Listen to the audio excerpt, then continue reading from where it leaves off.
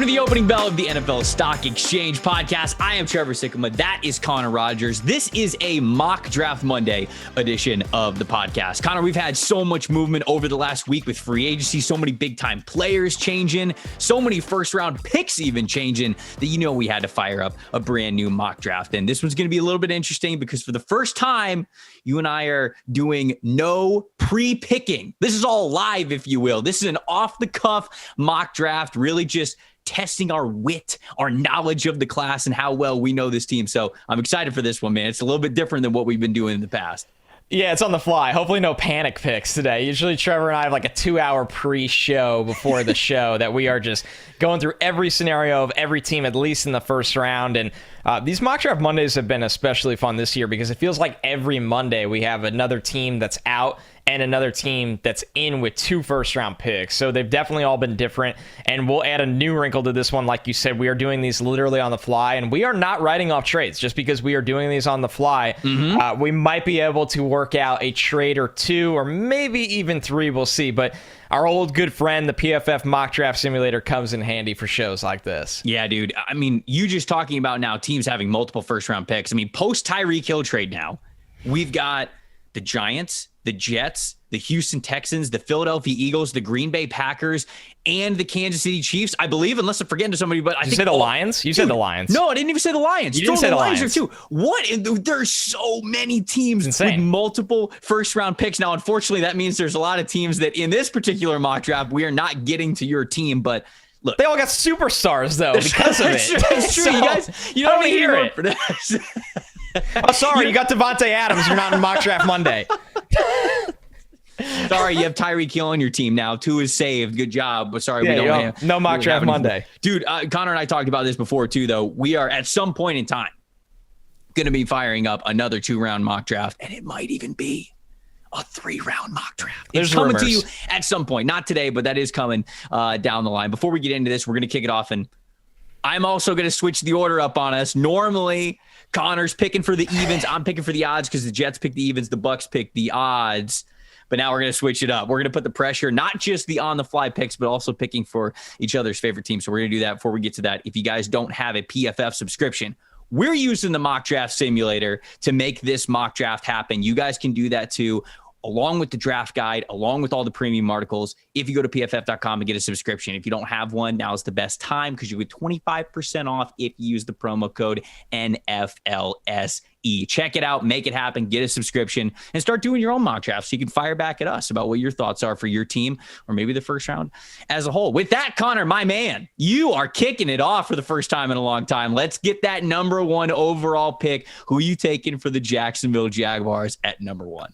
Well, I mean, let's let it rip here. And once again, this is what we think will happen, of course. Yes. And this, I have no problem with this selection. I'm still going with Aiden Hutchinson, right? I know this has kind of been the week of, can Trayvon Walker really go number 1? And everybody kind of looks at the odds on multiple sports books. And while odds can tell you a lot on sports books with recent news, buzz, rumors, they also can trick you at times. There can also be no rhyme or reason to it besides just to balance out, obviously, where the betting is going. Intrigue people, I can get Trayvon Walker at plus 350, and there's a lot of steam behind this. So I'm not there yet. I don't think Trayvon Walker is going number 1. I do think he's going in the top 5 in this draft, which is still pretty wild to me. I think this pick will be Aiden Hutchinson. Everything that they've done this offseason has kind of dictated that this would be the selection.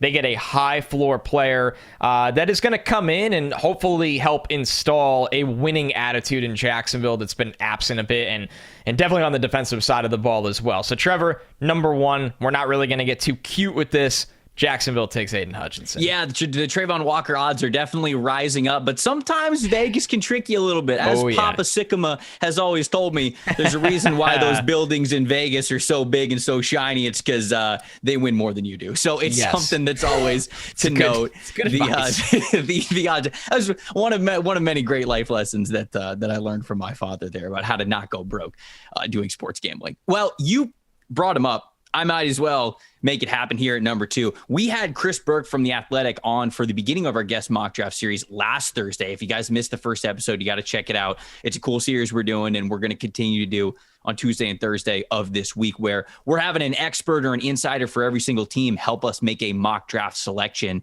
in mock draft order. And Chris took Trayvon Walker at number 2 overall for the Detroit Lions.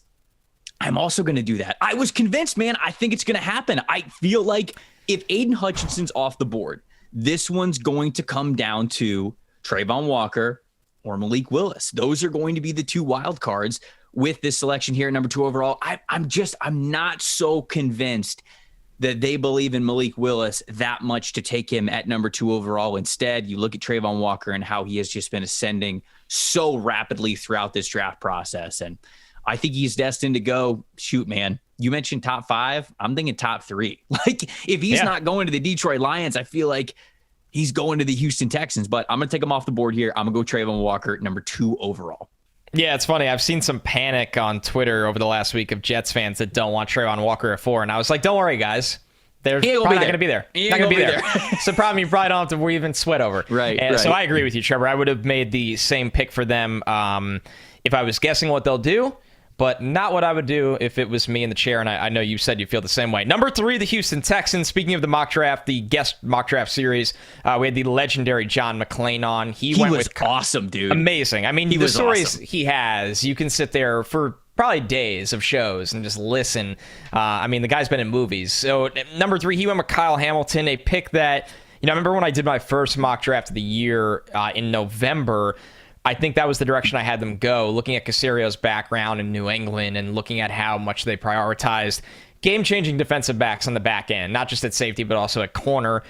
But I'm not going to go in this direction, actually. I'm going to go with Ike Ekwonu here at 3. And I know that they feel like, and John said this, they feel like they have their tackle situation in the short term solidified.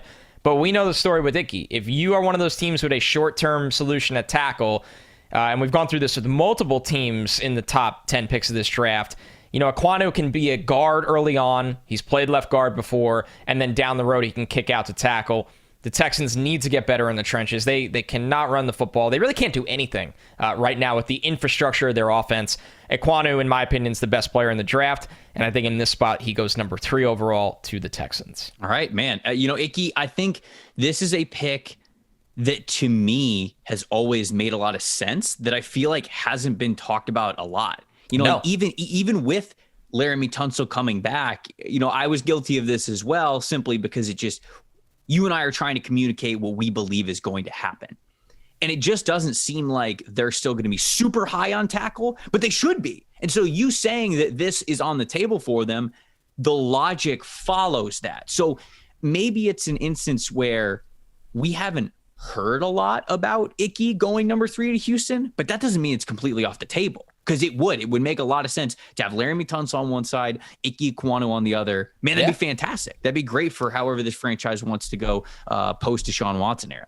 If there's anything I want our listeners to take away from this show before and after the draft, it's that teams do not draft, for the most part, majority. There's a sample size of a few. Teams do not draft thinking of the season ahead. They draft thinking the season's 2 to 3 years ahead. Mm-hmm. And the Texans are the pinnacle of that for where they are in the progress of rebuilding. So, sure, they can take Kyle Hamilton. That wouldn't shock us either. But when you look at their line and you're going, I don't know if Ekwonu, there's no room on the left side or anything like that, you're thinking long-term and you're thinking the blueprint of what Casario is going to do. All right, that puts the Jets up at number 4. I'm here first one with the pressure. He's been this off for months. For months, he's like, I don't want this. Here you go. And you took Ike from me. You took the pick that we have been just penciling in for the Jets for so long. And you just take him at number 3, and my heart's out here sinking when I heard you say that. You got this, though. You got this. I do got this. You and I have had a lot of conversations off camera about what exactly we kind of think the Jets would do. And even though we think that they love Ike Ekwonu as a prospect, and if he was there, he would make it happen, I'm going to go with Kayvon Thibodeau. And I Nailed think it. we have a lot of love for Ike Ekwonu because the theory of him is still there. There's not a guarantee that he's going to go number 1 overall or something like that. Certainly where there was whispers and chances of that about a month ago. That's a little bit less here. There's reason to believe he's going to be on the board still at number 4 for the Jets. And so that's why I think that we're seeing a lot of Ekwonu picks for the Jets. But if he is not there, I don't think they're going to pick corner this early. And I don't think they're going to pick wide receiver this early.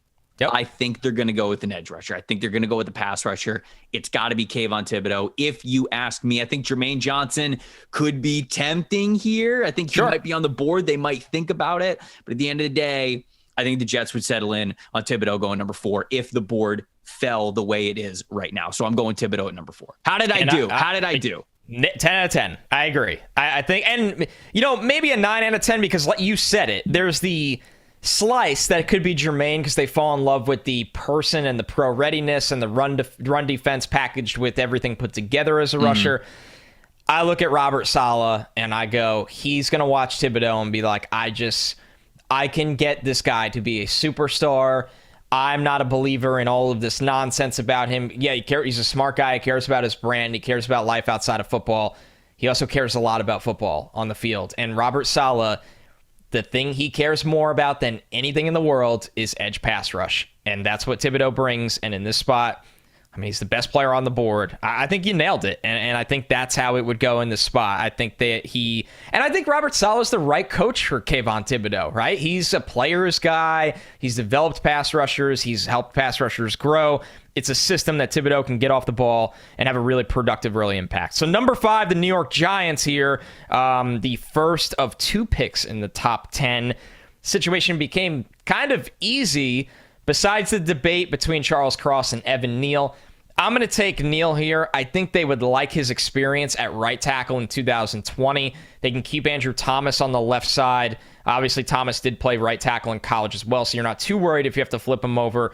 I think Charles Cross is a little bit better of a pass protector than Neal. I think Neal's a little bit more of a complete rounded player. They want to run the ball with Saquon Barkley. Evan Neal goes 5th overall. And if you're a Giants fan, you're pretty happy with how things fell here. Yeah, I think that this is definitely going to be some sort of trench pick here for the New York Giants on one side of the ball or the other. Now, I don't think that necessarily means that when we get to 7, it's going to be the opposite. Like if they picked an offensive lineman at 5, it doesn't mean they're going to go defensive lineman at 7 because I think that they have another target that you and I have chatted about a little bit that I'm curious to see if you pull the trigger because you are still picking at number 7 for them. So I don't think it's a guarantee, but I do think this first one's probably, I would say like 80% going to be a trench player unless they really feel like they can't get, I know they're targeting corner, which is a conversation with Wink that we're going to get. Right. So, I mean, they might think about Sauce Gardner, but who's taking him before 7 though? Right. Is somebody mainly?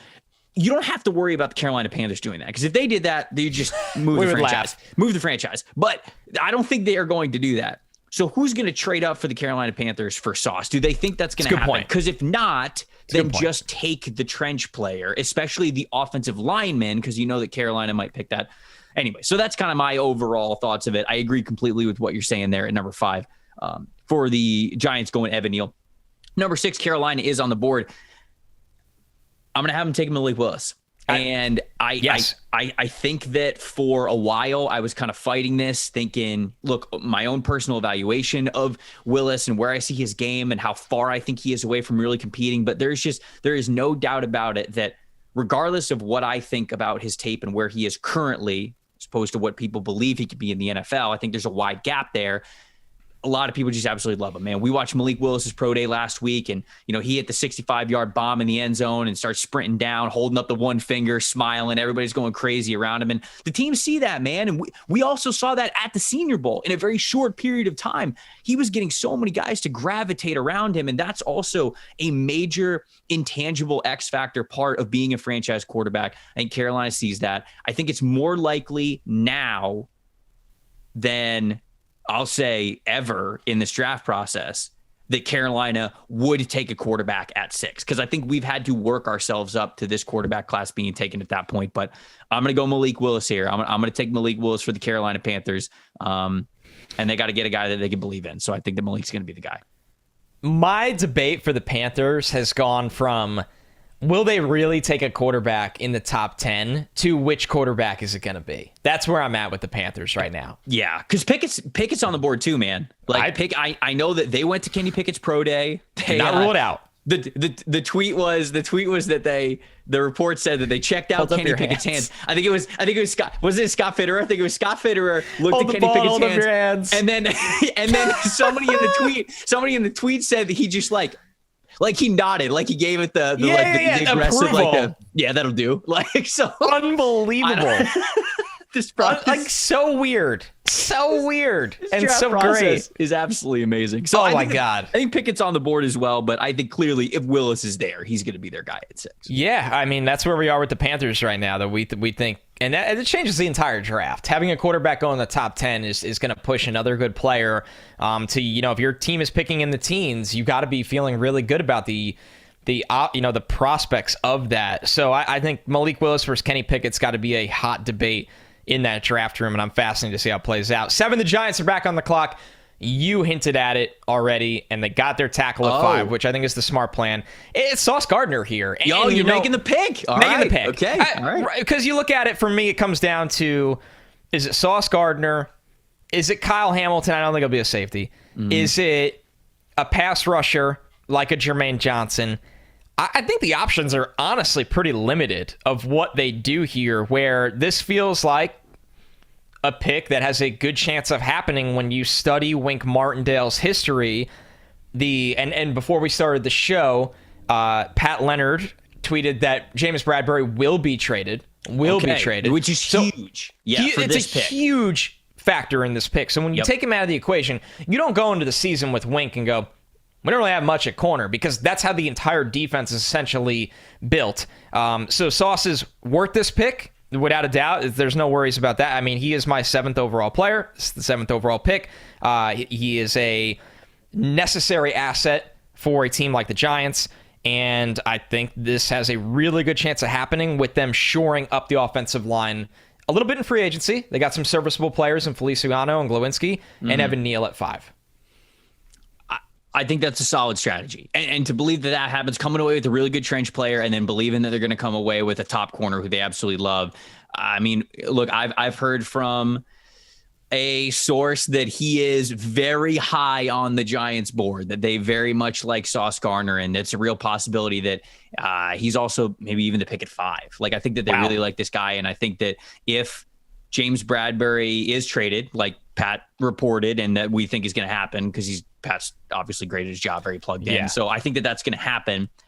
When that happens, it all opens up. I think the possibility is there, but I think one of 5 or 7 is going to be Sauce Gardner there. So it's funny because we have the Falcons on the clock now, and Kyle Hamilton is still on the board. I would have told you that this is an awesome spot for Kyle Hamilton. Like, I'd say like 2-3 weeks ago, I'd have said, man, if Kyle Hamilton can make it to number 8, I think the Falcons would love him. Just a difference-making kind of a player. You still got Matt Ryan. You got Russell Gage in the fold, right? Calvin Ridley is going to come back, you hope. Or if he's not going to come back, you're going to get some kind of draft capital for him. You're going to be able to replace him. Things are going to be okay. You got Kyle Pitts, right? And now they have none of that. They have absolutely none of that on the offensive side of the ball. So change quick. Yeah, I don't really know where they go at this point. I think they signed Marcus Mariota as kind of this stopgap quarterback, but I don't think they're picking Kenny Pickett. Like, maybe if Malik Willis is on the board, they think about it. But if they didn't pick Justin Fields last year, they didn't pick Mac Jones last year. That's a hard sell. How you picking Malik Willis this year, right? That's tough, man. That would not be a good look. The fan base would not be happy about that one. So I think that they're kind of rolling with the offense the way it is right now, and they're hoping that they can make a big splash in that addition here at number 8. I'm going Garrett Wilson. I feel like Garrett Wilson is more of the consensus wide receiver 1. I think that he seems to be somewhere at least wide receiver 1 through wide receiver 3. He's not really any less than that on teams' boards. And if he's the Falcons' top guy, then he's going to be the pick here. But honestly, whoever they have as wide receiver 1, that's probably going to be a pick, because they simply do not have offensive weapons outside of Kyle Pitts and Cordarrelle Patterson. And for as fun as those guys are, you've got to get somebody else there to make things happen, because I don't think people realize just how much Matt Ryan made up for that roster underperforming last year. They're going to learn. And they gonna learn this year. Gonna learn today. So I'm gonna go with Garrett Wilson. I think that Garrett Wilson's probably gonna be a high target for them. And if he happens to be their wide receiver 1, he's gonna go off the board here at number 8. Yeah, that makes a lot of sense. They're an interesting team because Wilson is probably the best pro-ready player at a spot that they need one. They really can't wait. They're just drifting out to sea right now. Now that Matt Ryan's gone, they didn't get Deshaun Watson. They brought in Marcus Mariota. They did bring back Patterson. They do have Kyle Pitts. They're just one of these teams that's just floating around. And you're trying to figure out what they are. You know, it fascinates me.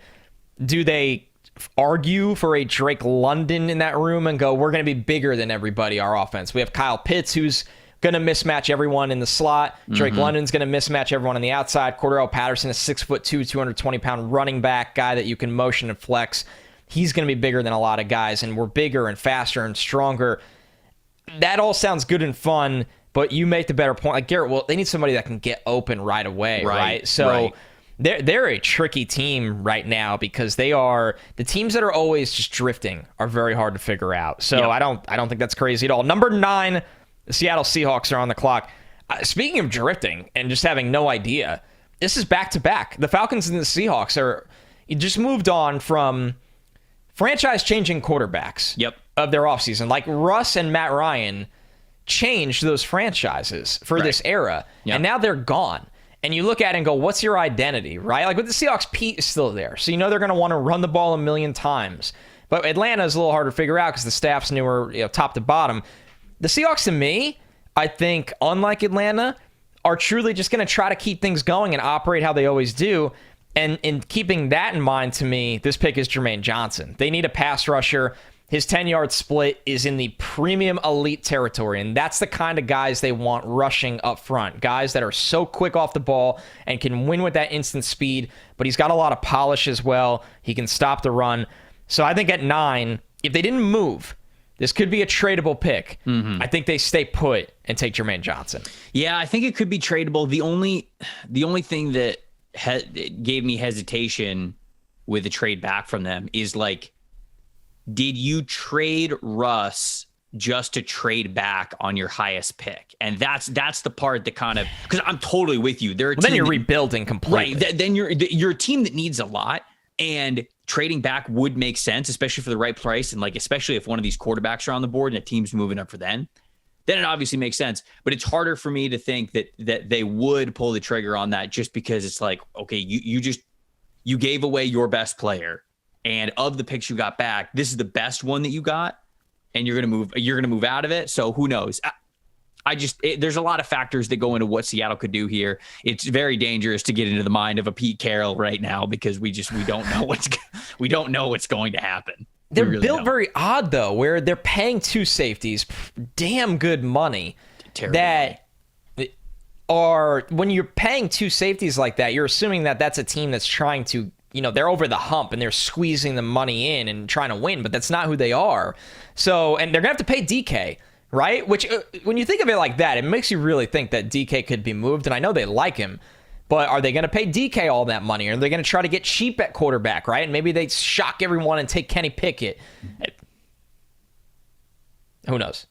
I don't know, man. I think there's so many things that are on the board for Seattle, but Jermaine Johnson's not a bad pick. I think it's a really good pick, and I think this is a guy who is destined for the top 10. We got New York Jets up again at number 10. Okay, at first I got the 10 out of 10 from Connor at pick number 4. Yeah, and then he changed it to a 9 out of 10. So just so really dang good. We're shooting for perfection here.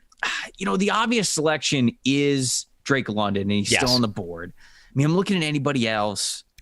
I mean, what else would they consider here? I think corner is something that they would consider, but you and I have had this conversation where you kind of feel like unless they're really compelled by a corner, you think it's more likely they wait till top of the second round for corner, right? Yeah, I would be floored if they, with Sauce gone, if they took a corner at 10.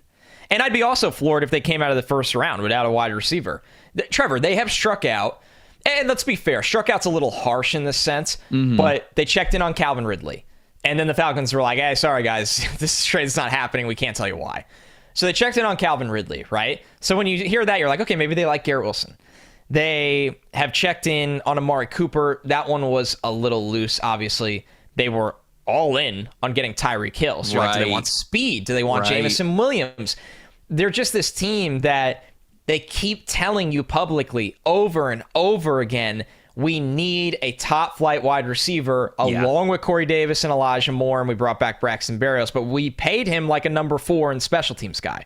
So they've showed their hand. I mean, they've literally taken their cards and flipped them, and this is our cards right here. This is what we're going to do. My only who wants to be a millionaire, phone a friend, calling up Connor Rogers to help me out with this pick here is, what about Kyle Hamilton still being on the board?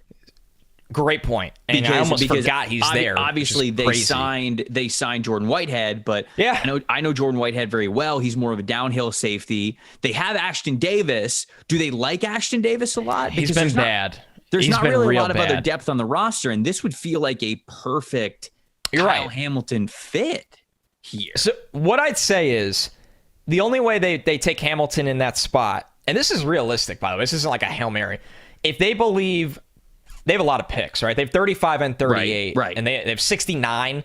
Nice. Very nice. If you could package 35 and 69, whatever you want the package to be, to go back into round 1 and get a wide receiver. And I think that's realistic because they went up and got AVT last year. They moved way up to get AVT. So did they see it and go, damn, we're going to kill it with value at 10. We got our pass rusher at 4. We're going to kill the value at 10. We can't believe Hamilton's here. And now we have a trade worked out to go get one of the big 5 wide receivers. We don't need these 10 rookie classes over and over again. We're going to go get players. Then I think you can take Hamilton here if you have that trade worked out to come back up into the top 20. All right, I'm gonna pick Hamilton then. I'm going to pick Hamilton. I think they're going to look at somewhat of the, I don't want to call it like scarcity, because you could also get a safety. You get a safety at back. God, no. Yeah, this is tough, man. This is really tough. I'm going to go. You're playing with fire. Lewis Cian's not going to be there. If Lewis 35, if Lewis Cian was going to be there, I think I'd pull the trigger, because essentially what the Jets are going to, we've spent way too much time on the Jets here at number 10, but essentially the blueprint for the Jets is either going to be Hamilton and a wide receiver at the top of the second round, or a wide receiver here and you're trading back up into the first round to go get Lewis Cian. But you got Brisker, you got Dax Hill. Shoot, man. All right, fine. I'm picking Drake London. Sorry. I'm doing it. Fine. I'm picking Drake London. I'm just saving your mentions. That's all I'm doing. Whatever. I'm picking Drake London. London. Good draft. Wide receiver 1, big, tall, goated. You're up at 11. Goated? He said goated. All right, 11. We're moving on from the Jets. All of that to repeat Kayvon and Drake. All of that. 11, the Washington Commanders are on the clock, and my goodness, man. You know what? We're at the Kyle Hamilton conversation all over again. We really are, but I look at this spot, and I still think they need a wide receiver in this draft, and we've only had 2 go. It's not like the floor has completely fallen out from under us. I don't love their safeties, where I'm feeling great about passing Kyle Hamilton in this spot. You know what? After saying all that, I'm going to take Kyle Hamilton. Okay, all right, there we go. He's too good, and they need a safety. They know they need a safety, and I think they can pair Scary Terry with a later wide receiver. They don't have to floor it here. With Drake and Garrett Wilson gone, right? Drake and Garrett Wilson are gone. That kind of hurts this spot. I'm going to take Kyle Hamilton at 11. See, the fun thing about doing it this way, Trevor, is you hear us talking in our own heads through the entire process. Right. Yeah. This player's gone. I didn't know that player would be gone. This team needs this. I didn't know, that this would fall into their lap. That's the perfect example to break down 11. People like to watch us panic on camera, and so I think this is great for them. Okay, bad. Minnesota Vikings are up at number 12. By the way, the PFF mock draft simulator still has quarterback as the number 1 need for the Washington Commanders, and oh boy, that is a shot. Minnesota Vikings also have speaking of that, also have quarterback as a need. My goodness, I'm not gonna go quarterback here though. Of course, with Kirk's recent extension, fully guaranteed, he's gonna be around for 2 more years. So, who would they pick at 12? Are they a sleeper sell for Jameson Williams because of Thielen's age? Because of Thielen? I'm not saying that's going to happen. I'm just saying, are they the biggest sleeper for Jameson that nobody talks about ever? They got anybody in the wings behind him? I didn't think so. They got BC Johnson. They got Amir Smith-Marset. So I probably it's not a bad group. Probably it's not a bad group. They got KJ Osborne as well. So that's very intriguing. It's intriguing that you threw that out there. I don't think it's going to be super high for them. Man. Stingley's there if they want to really get risky. I think they've got to go Stingley here. It makes the most sense for them. I'm going to go Stingley. I'm going to pick Stingley. Stingley's too good. He's too good. Look, healthy Derek Stingley, top 5 player in this class. Don't want to hear it. Wipe my hands of it. Don't want to hear it. If the foot checks out, that's the player that we're talking about. And the reason why he's going so late in mock drafts is because as of this moment, we still aren't exactly sure, right? Barely played this past year, had the foot injury this past summer, had the surgery, still wasn't able to run at the combine. Like, what Derek Stingley are we getting here? Help us out. So we don't exactly know. That's why he's falling here, but the talent is too good. He's going number 12 in this draft. Vikings team so badly. It's fair. All right, the Texans are on the clock at 13. Picking in the Browns slot because of the Deshaun Watson trade. Yep. Ekwonu went 3rd overall for them. So as much as Charles Cross is on the board, and that's all good and fun and amazing, it will not be Charles Cross. A little bit of a shocker here. We have not had this pick yet, Trevor. I'm going to go Jordan Davis for them. I look at the Texans' mentality. Yes. They want to be, with Caserio, bigger, faster, stronger than everyone else. You walk out of round 1 with Ike Ekwonu and Jordan Davis. You've done that on both sides of the ball. I just think it's a simplified process. I did find it interesting when we were talking to John McClain here. He emphasized a couple of times it will not be wide receiver. And when he kept saying that, I'm like, okay, they like Brandon Cooks. I think they can get some later round guys. Mm-hmm.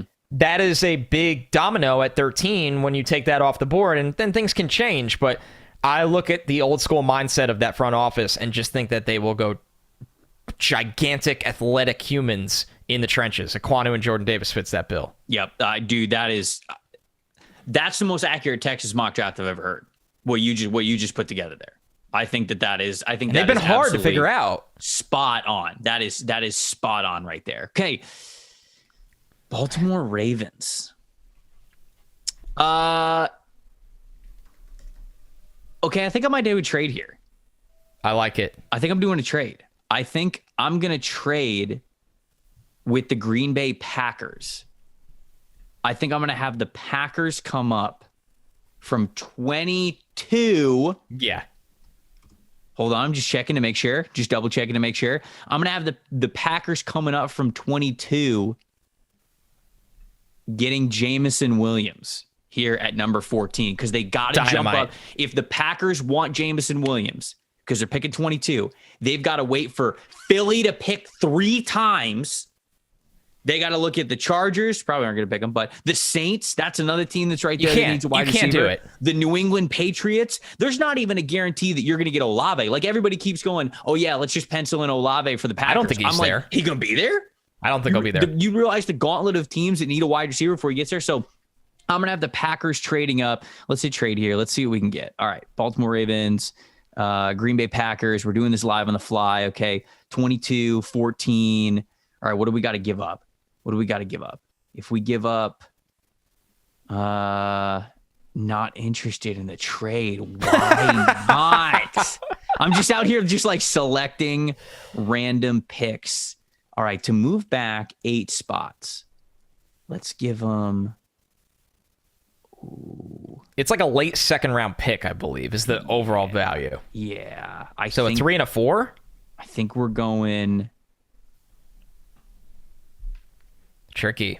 We're giving them 53 and 59. I'll make it happen, man. We'll go 53 and 59. I've got them popping up, making it happen. They got to get a wide receiver. You're right. Have to go get one. And is that a little overpaying? Yes. I think that probably when there's less sweat on the line, you think about it here. I think that you can actually make this one happen, maybe for a little bit cheaper. But I think the Packers are going to move up here, and I'm going to go with Jameson Williams. I think it's the right move for them. I think that they need to be aggressive. You're in it to win it with Aaron Rodgers right now. You got to find a way to be. It doesn't matter the cost. You got to do it. You can't sit there on your hands and be like, let's pray. That's not how the draft works. All right, the Eagles are on the clock for the first of 3 times on today's show in the first round. At 15, they are an interesting team. You can argue, we always argue they need linebacker, they need some DBs. I still think they need some help for the long-term future on the interior of their defensive line. Charles Cross is there, but I don't think they're ready to, add a tackle spot. As much as Lane is then you're moving Cross over. There's a lot to unpack there. So with the Eagles here at 15, and we know they still need a wide receiver to pair long-term with Devontae Smith. This board did not break great for them in this really spot, Trevor. They were a team that I would have taken Jameson. I would have taken Stingley. There's a lot of guys that are gone. That would have Davis. Yeah, you could make that argument for 100%, sure. 100%. Devontae Wyatt's still there. He still makes sense for him. Is the guy I had my eyes on the most. I think they can look at Devontae Wyatt to be life after Fletcher Cox. And nobody will be the great Fletcher Cox in Philadelphia. But we're going to go with Wyatt at 15 here because he's, is it a smidge early? I don't know. But the point is, it's a need. It's a player that can play 3 downs for them. And it allows him to come in and develop at the right pace. Not be a superhero right away, although I think he could be a very productive rookie. Okay. All right. So you're going Devontae Wyatt at 15. At 16, I'm going to go with Devontae Wyatt's teammate. I'm going to go with Lewis Cine. I told you that he's not going to be there to pick late in the back end of the first round. He's soaring. I think that his stock is just hitting the ceiling, man. And I think that the Eagles need that speed. They need that speed in the secondary. I know they got Harris as well, but they're going to need a starting free safety next to him. That's what Lewis Cine can do for you, man. He's got the speed to give you the range. He can be a versatile defender for you. I think he's going to get picked I think it's going to be back half of the first round, but this is where it starts for him. It truly does. All 3 picks for Philadelphia are well within range of where Lewis Cine could go. And so this is probably his earliest, I would say, right here in this little group of picks. But I really do think that he's going to be high on Philadelphia's radar. They're going to try to get faster on the defensive side of the ball. So I'll go Lewis Cine here at 16 for the Eagles. All right, so the Eagles load up on defense back-to-back. Wyatt and Cine from the championship Georgia defense. The Chargers are on the clock at 17 here. Charles Cross is on. We're going to flip him to right tackle, or maybe they ask Slater to. I know it's a lot to ask after the season Slater had. Charles Cross is a top 10 player. Yep. The Chargers have a need at tackle still across from Slater, wherever that is. This is a gamble you take. You figure out the sides when you get into OTAs. He's too good, Trevor. He's too good. If Charles Cross is here at 17, I don't know how they would pass a player of that. And then you have 2 bookend tackles for the next 8 years that can be top 7 tackles in football. That's insane. Yep. No, I agree with you. I think that's I know they have other needs. That's another absolute home run for them. No. Like they had the free agency period to be able to make a selection like this, right? Yeah. I mean, like that's exactly what you went out and you spent the money over the last 2 years to be able to do is have this kind of flexibility to get yourself 2 offensive tackles. It makes a lot of sense. The team that I think is really hurting from that pick is the New Orleans Saints, teams to pick right after him because after losing Teron Armstead, great call. They've got Ryan Ramczyk at right tackle, but then James Hurst, I'm seeing here, Caleb Benenoch, Jordan Mills, they're free agents anyways. You're not really kicking any of the interior guys out the left changed tackle. A lot for them. Yeah, 100%. I kind of overlooked Armstead. For the longest time, felt like they were going to figure it out with Armstead. Yep, and they did not. I'm going to pick Trevor Penning. I was going to say. I'm going to go with Trevor Penning here. Look, I get it. Chris Olave's still on the board. It makes sense for him, but you got to be able to keep that offensive line as strong as possible, especially with not Drew Brees back there, right? Especially with not that offensive juggernaut with 9 back there. And I think that they found that out the hard way, and it only gets more difficult without Teron Armstead. So you got to make sure that guy's in there as well. I'll go Trevor Penning to continue to hopefully allow that offensive line in New Orleans to be one of the better ones in the NFL, which puts you up with the Eagles at 19. Eagles are back on the clock again. Remember, they got teammates Lewis Cine and Devontae Wyatt with their back-to-back picks. I'm going to look on the offensive side of the ball finally here. Talked about the wide receiver pairing with Smith. Smart. Going to go with Treylon Burks in this spot. I think it would be more of a size and, build-up speed kind of pick with Burks to pair with Devontae Smith. Olave is intriguing here, but I just think they're just not the type of team, Trevor, with the way they run the ball, that they're going to have 2 185-ish pound guys out there. And they're good players. Devontae Smith's great. Chris Olave is great. They need a certain kind of counterpart to Smith, and Burks is that kind of player. Just because the testing was underwhelming, he's still easily a top 20 player in this draft. He is a physical, smash-mouth guy that I think the Eagles would fall in love with if he made it this far.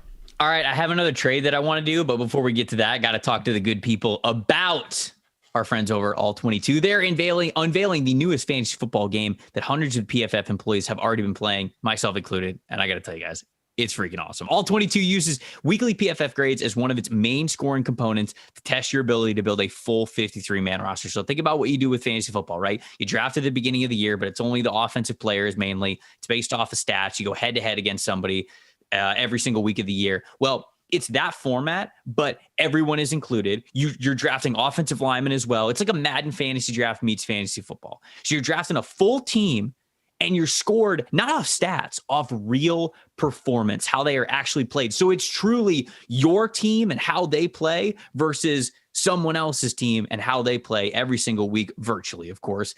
Dude, it's a lot of fun. I hope everybody can check it out. Join the wait list right now, all-22.com. Nothing more than your email is required to be able to do that. If you join the waitlist before the NFL draft, you're going to get a special promo code for the All-22 subscription.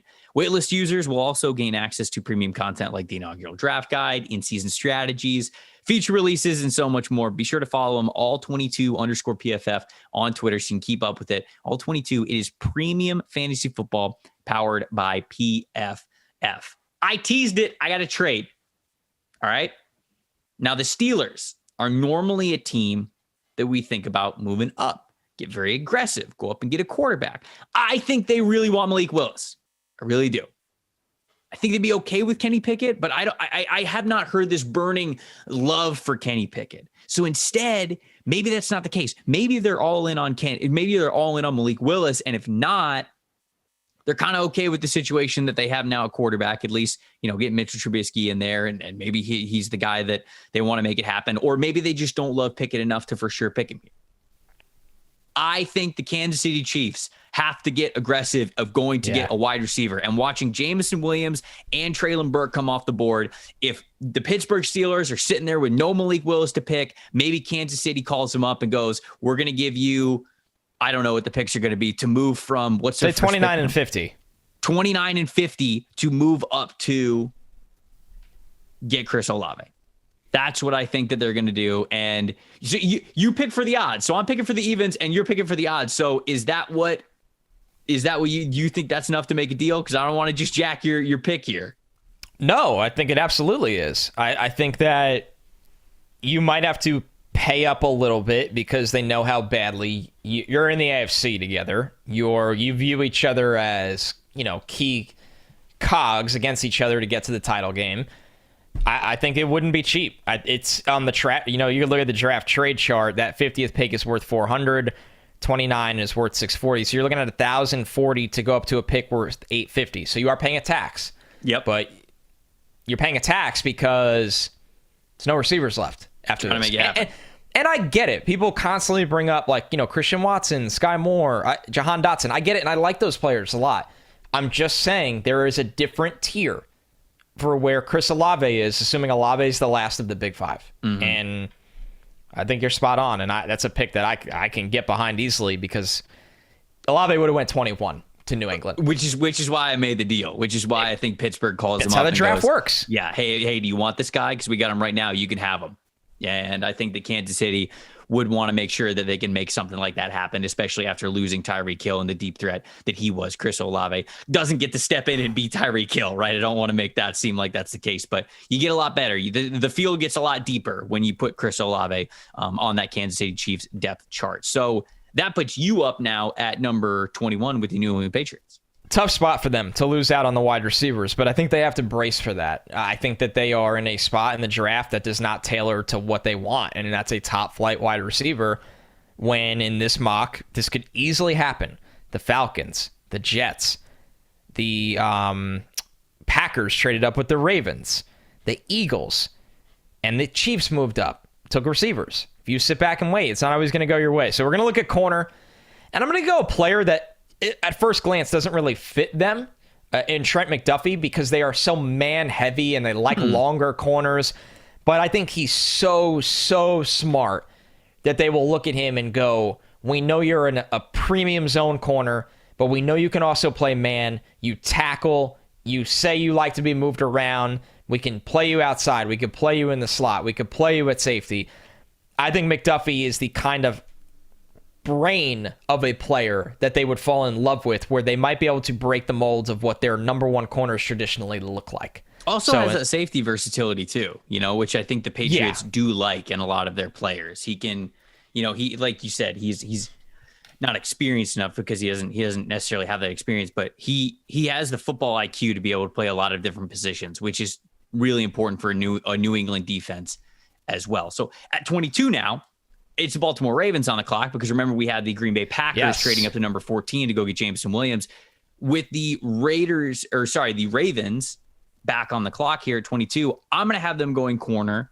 I'm going to have them going Kaiir Elam. I think this is a group that definitely needs cornerback help. And you mentioned how much the Patriots like to go man coverage. I think the Baltimore Ravens are a similar team that likes to get very, very aggressive. Now there's going to be changes. Maybe there's some schematic changes in what's going on there, but perhaps not. Perhaps they're sticking with what has been the Ravens' bread and butter, which has been a lot of pressure up front, a lot of man coverage in the back, just getting extremely aggressive with single high coverages. If they want to keep that, they can add Kaiir Elam here, which would be a really nice haul for them, moving back a couple of spots and still getting a corner that really fits what they want to do well. So Ravens here at 22, I'll have them going Kaiir Elam.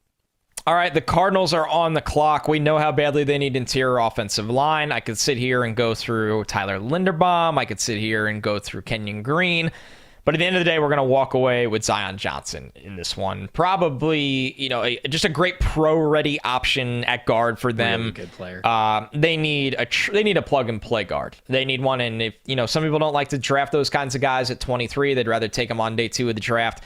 I think Arizona has put themselves in a spot where the board is going to break right for them, and this is such a dire need. You have your quarterback basically barking about this, right? He's saying it without saying it directly. This one you didn't need to put too much brain power into. The same wavelength here for the Cowboys. I mean, you lose Lyle Collins. You've got holes on the right side of your offensive line. Kenyon Green sitting there. If he fits your team at this moment better at guard, great. If he fits it better at tackle, great. He can do both of those things. And I hope he gets to hone in on one position a little bit more than he did in college, because, there was one game where he played 3 different positions. So that's kind of versatility we're talking about with this guy. But I think they could really use him as a plug and play kind of a right tackle, a guy who's able to step in right away and hopefully hold his own along that Cowboys offensive line that at one point in time, look, they still got Tyron Smith. They still have Zach Martin. It's still a good unit with talent, but it's not that fearsome, no question about it, one of the best offensive lines in football like it was in years past. So you got to keep investing the resources, especially with Collins gone. I'll have Kenyon Green going 24 to the Cowboys. All right, the Bills are on the clock at 25. I don't think this has happened in any mock draft we've done yet. The Bills were prepared last year, in my mind, to take a first-round running back. And obviously, Najee Harris and Travis Etienne were not there. I am not the biggest fan of the first-round running back, but if there's going to be one this year, it's going to be Breece Hall. And we're going to have Breece Hall go here at 25. Now, maybe the Bills can work out where they get back a few spots and still end up with him. The top 5 wide receivers are gone. We've had a run on interior offensive linemen go here. We've had a run on a lot of really good players go here, Trevor. I don't think they fear the perception of making this pick if they feel like it can make them a little run heavier, protect Josh Allen's body a little bit more, which they've been vocal about, and honestly become a team that is so loaded at the skill spots, including quarterback, tight end, wide receiver, and now running back. They think Hall is that piece to take them over the top on offense to be the most balanced, deadly point-scoring threat in the NFL. So Hall at 25. Ooh. A little bit of a stunner there. Look, I agree with you. I think that Breece Hall is definitely RB1 in this class. He's going to be the first RB1 off the board. At least that's certainly what we have heard lately. Unless it's catching up to where Kenneth Walker's stock might have been, then maybe that's the case, and we find that a little bit closer to what we get to the draft. But as of right now, surface level, it certainly seems like Breece Hall is going to be that RB1 type. Tennessee Titans on the board. They got needs on the interior offensive line. A tackle as well. They have edge rush needs, but they've already got a lot of money tied up in edge rush, I believe. Like Autry's still there, but Dupree is still there. Harold Landry signed the big deal. They paid Landry. So, yeah, I don't think they're going to be going edge rush here at 26. Tyler Smith is on the board, and I think they're going to love him, man. I think so too. I really do. I think they're going to love Tulsa offensive tackle Tyler Smith. And I've had this as a pick for them for a while. I know it's a little early on most people's radars, but I think they're going to love this dude. And so I'm going to stick with it. I'm going to stick with Tyler Smith there for the Tennessee Titans at number 26. We're getting towards the back end of the first round. I don't know if you were thinking about having anybody trade up. I'm still looking at it, still thinking about it, but we're at 27 now with the Bucs. I think with the Bucs here, they are one of the hardest teams to figure out because we've talked about it. Good luck, they pal. just have everything. They have everything. I thought for the longest time they would grab a wide receiver, and then Tom Brady calls Russell Gage and he's like, "Good, down, I'm in." And they got Godwin done. They got Evans. Like, they could be thinking we just go stupid on everyone and take the wide receiver anyway, but I'm not there. I not after the Gage signing. I really liked your thought process with Linderbaum. I don't think that was insane. You're thinking for the future, and maybe you could find a place to play him now. I am all over the place on this Bucs team, especially the way the board is broken, where, let's be real, this is a draft that, a lot of the great players or potentially great players are gone after the 20th pick. And it becomes more of, can I find serviceable starters? And you know why I don't look at Ojabo for the Bucs in the spot is the Brady window. They're going to want guys that maybe can contribute in some kind of way. Not, Ojabo is really looked at as a redshirt player at this point right now. So after saying all of that with the Bucs, and I just tied myself in a complete knot, I'm going to go Travis Jones. And my thought process there is, knowing Todd Bowles, we want the biggest, nastiest front that you cannot run on. We don't need to load the box. We can help out our secondary because the beef we have up front is so stout on its own without adding. Like, we don't need all of these players in the box. You obviously are loaded with talent there. But when you look at the Bucs, the one thing you kind of think is, okay, like, the Sue era might be over here. Right. So Travis Jones and Big Vita Vea, Trevor, talk to me. Look, I love the idea of it. I think that's so much strength, so much beef in the middle that you are just owning the interior part of the trenches. So important to him. So I think that strength is really big. What I've heard is that if Sue doesn't come back, they're going to try to prioritize a faster one penetrating pass rushing 3 tech. So that is what I have heard if they don't get Sue back. But like, you can say that, and if Devontae Wyatt's not on the board,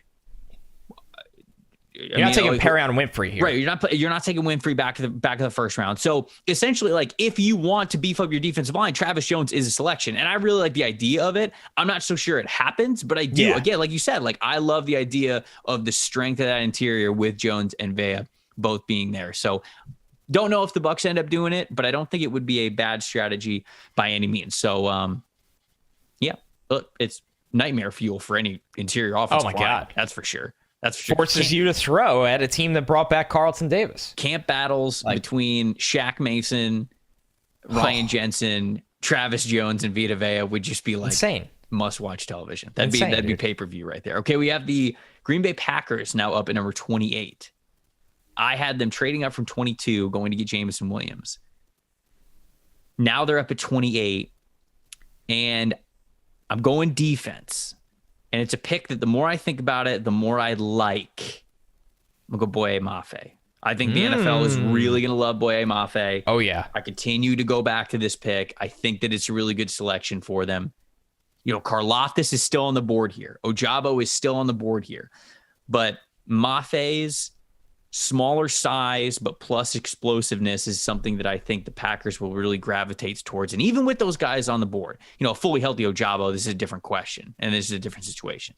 But I think that they're really going to like Mafe and how high his explosive scores are going to be for them. So that means that their takeaways are 2 very, very explosive athletes in Jameson Williams at 14 and then Boye Mafe here at number 28. Yeah, I mean, Z walked. They obviously were able to bring Preston back. Yep. And you have Rashawn Gary there. And then you add Boye to the mix. That kind of allows him to have a more one-dimensional role on that defensive line this year and can explode into the type of superstar talent in year 2 and 3. All right, 29 was the Chiefs. They moved up with the Steelers. Yes. And so we have the Steelers on the clock, and Kenny Pickett's still on the board. Now, Still I liked there. your thought process. Maybe they love Malik Willis, and they're not in love with Kenny Pickett at 20. With them sitting there at 29, you get the fifth-year option still. You take a quarterback at 29, the perception is totally different than when you take one in the top 20, the top 10, the top 5. It allows you to, in a sense, even fail with the guy and take another swing a couple of years later without getting fired. So in this spot, and it takes pressure off Kenny Pickett. He's taking 29th. Throw Mitch out there for as long as you want. When the ceiling caves in, if it does, then Kenny gets his shot. So I am very comfortable with Kenny Pickett in the 29th overall selection for the Steelers. And I think that's a win for every side involved. I know Kenny loses a couple million that he'd like as an earlier pick, but I really think it takes some of the heat off as a savior right away. Yeah, no, I would agree. I think that this is a really great situation with Kenny Pickett going to Pittsburgh and having Mitch Trubisky there and not having to play right away and kind of getting that time, like all the quarterbacks in this class that I think kind of need it, that time to get acclimated and really figure it out before you're thrown to the wolves, if you will. And look, for as much as people kind of roll their eyes about Mitch Trubisky, giving him this second chance while you have Kenny Pickett right behind him, I think that's pretty ideal for the Pittsburgh Steelers. So I think it's good there. We've got the Kansas City Chiefs now back on the clock at number 30 because remember now they have those back-to-back picks moved up with Pittsburgh to go get Chris You got something Olave. up your sleeve? What'd you say? It sounds like in your voice you got something up your sleeve one more time. No, I don't. Not for this pick. Not for this pick, at least. I don't know if your Jets people are getting on the phone with anybody. Beats just wheeling and dealing. He can't stop himself. That's true. That is true. So maybe this pick does move in all actuality. But with two really great edge rushers still on the board in George Karlaftis and David Ojabo, I'm gonna go with David Ojabo because I feel like obviously the Achilles injury sucks, man. I mean, like this dude was going to go in the top 20 of this draft, and I still think that the first round is right there for him.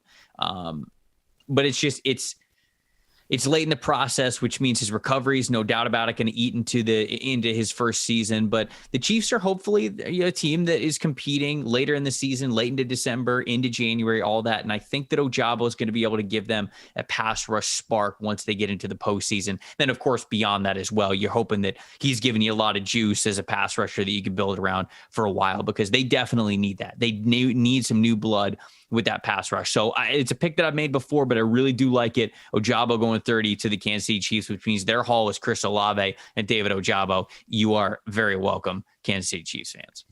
All right, the Bengals are on the clock. They've done such a good job rebuilding this offensive line with veterans, which is what we felt they should do. I mean, rather than taking the chance of that rookie development, they went out and got 3 big-time vets for that offensive line.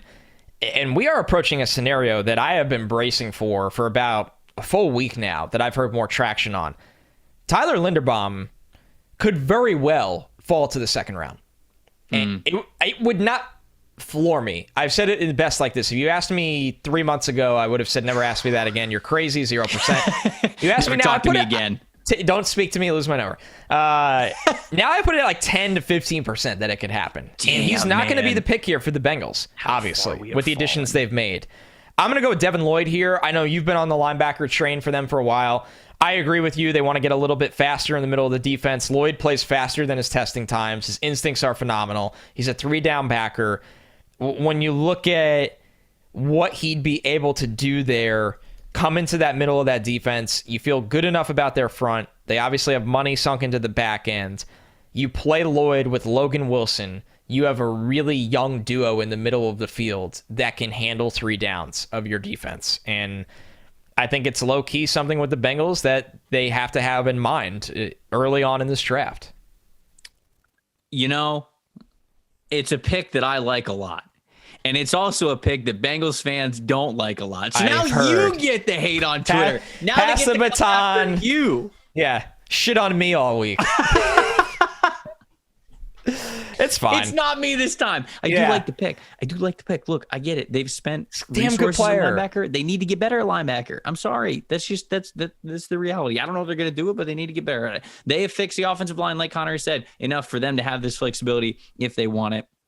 I think they should take It's also what we think they would do. That's got to be. Just saying. It's got to be on the board. It's got to be on the board for them. Detroit Lions, back end here at number 32. They no don't need Linderbaum center, again. so I'm not having to pick trying Linderbaum. to brace for. Like you run into this spot. It's the worst mock draft I've ever seen if Tyler Linderbaum doesn't get in the first round, but I'm not going to have him go in the first round. So title on YouTube, garbage mock draft. This is the worst mock draft you've ever seen. Ever watch. Actually, that would do numbers, the views. People would just jump into the dumpster comment section. Lions, Great. we had them going Trayvon Walker at the top at number 2. I'd like to get them a wide receiver. I thought about George Pickens. I thought about Christian Watson here, but they also need a linebacker really badly. And I think the Detroit Lions still believe that this is a multi-year rebuild kind of a thing, and they're going to have time to get a wide receiver. They went out and they got Chark. They already know they have a great slot guy in Amon-Ra St. Brown. So they've got TJ Hawkinson. I think they still believe they have time, and they want to make that big splash at wide receiver. I still believe that that's the case. So, 32 Lions trading 32 overall for DK Metcalf. No, I'm kidding. Now that I say it out loud. What? Now that I say it out loud. No, I'm kidding. Yeah, I don't think it's going to happen. Send it in. It would be great. The Lions should absolutely send it. I don't think the Seattle Seahawks should accept it. No. That was me just spitballing there. I am going linebacker though. I'm going with Nakobe Dean. I think the Lions would love Nakobe Dean. I get it. His stock's kind of falling in the media sphere because this dude's not testing. And I think he's not testing because of what Connor and I have brought up on this podcast before. He's got small limbs. He's a smaller linebacker. He's just got shorter arms, shorter legs. And so the 0 to 60 kind of tests or agilities, they might not be the best for him, but you never see that show up in his play. And that means that he is so good at anticipating. He has such a high football IQ, and that he is still an explosive athlete. He just doesn't have long limbs. He's just not as tall as other guys. So he's not covering as much ground with that. That doesn't make him a bad football player in any way, shape, or form. He was, in fact, the opposite. He was one of the best football players in the country this past year. And he's still going to be a damn good pro in the NFL. I just think it's going to be more of a back end of the first round, maybe early second round kind of a selection. But Detroit would love him. They got a big linebacker need. I think they would love him. Boom. There's the first round. There's the mock. Worst mock draft you've ever seen, folks. Yeah. Tell us in the comments. This is the trashiest mock draft ever. I didn't think it was that bad. I think it was it's solid. It's interesting that we had both Linderbaum and Karlaftis fall out of the first round, and I don't think that's out of the realm of possibilities in 4 or 5 weeks, wherever we are close to the NFL draft. Yeah, I agree. So, it's players crazy. fall all the time. Crazy to say, because I think that I don't know where you have Karlaftis, but both of those guys I think would be top 20 on my board, and to have both of them fall out of the first round, it's just I have him 19th.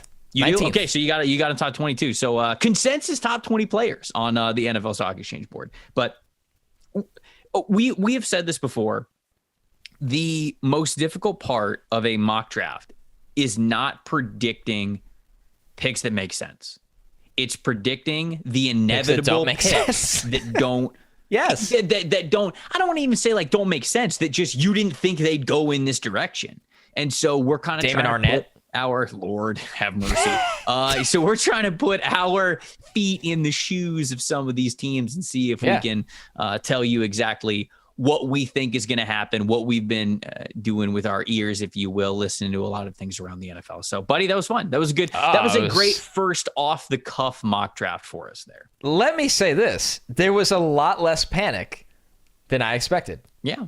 Not a lot of panic. There was a couple times where we had to keep talking while I was trying to, think of making the pick, which is definitely an old trick from mock drafters. Just keep talking and the pick will come to your mind eventually. No dead air. But overall, it feels pretty good considering we called it the dumpster mock draft. And I think, it's interesting. It's like a sweet science. There's a couple teams that you go for months, the Texans, that you're just I can't figure it out. And then one day, when you're do 80th mock draft Monday in a row, it's like that. It's just, you're like, oh, that's it. Yeah. That's what they want to be. That's what they're going to build. That's something that makes a lot of sense. And I feel like we're starting to get there in areas where we were not there for a long time. Sure. So, it's cool when you start to see those results. Hopefully you guys enjoyed hearing us kind of think out loud, if you will, some of peering behind the curtain of how we've done mock drafts in the past. So that's it. You got to hear us kind of spitball all of our ideas as they're coming to our minds, and then eventually making the picks that we did. The mock draft madness is not over for the week. We've got 2 more episodes this week, both of them mock draft focused. On tomorrow's episode, we are continuing the guest mock draft series with picks number 4, 5, and 6. That is the New York Jets, the New York Giants, and the Carolina Panthers. So we are going to have guests, and we already know who they are. They are fantastic guests on to cover these teams, give you the inside scoop, how the season went, how the offseason went, what these teams are thinking when it comes to the draft. And we get some great nuggets from these guys. And then eventually we will have them get to make a mock draft pick, eventually giving us a full mock draft in about a month, right before the actual draft starts is when we're going to finish this one. But it's always really cool to listen and then look back and see where we came. That's tomorrow and the rest of the week. Thanks you guys for watching the NFL Stock Exchange. We'll see you tomorrow.